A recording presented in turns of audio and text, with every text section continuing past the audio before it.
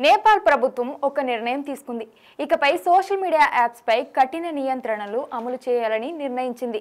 దేశంలో Facebook, Instagram, YouTube, X, Reddit, LinkedIn వంటి ప్రముఖ సోషల్ మీడియా ప్లాట్‌ఫామ్లపై బ్యాన్ విధించబోతున్నట్లు ప్రభుత్వం ప్రకటించింది. ఇటీవల కాలంలో ఈ ప్లాట్‌ఫామ్ల ద్వారా తప్పుడు వార్తలు, అసత్య ప్రచారం, ప్రజల్లో ఉద్రిక్తతను రేపే పోస్టులు పెరగడం వల్ల ఈ నిర్ణయం తీసుకున్నట్లు తెలుస్తోంది. ముఖ్యంగా ఇలాంటి యాప్స్ కారణంగా దేశంలో సామాజిక అస్థిరత పెరుగుతుందని, యువతలో తప్పుదారి ప్రవర్తనలు పెరుగుతున్నాయని ప్రభుత్వం ఆందోళన వ్యక్తం చేసింది.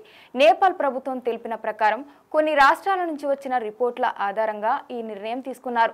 సోషల్ మీడియా ద్వారా చట్టాల ఉల్లంఘన, సైబర్ నేరాలు ఎక్కువయ్యాయని, వాటిని నియంత్రించకపోతే భవిష్యత్తులో మరింత ప్రమాదం ఉంటుందని అధికారులు హెచ్చరించారు.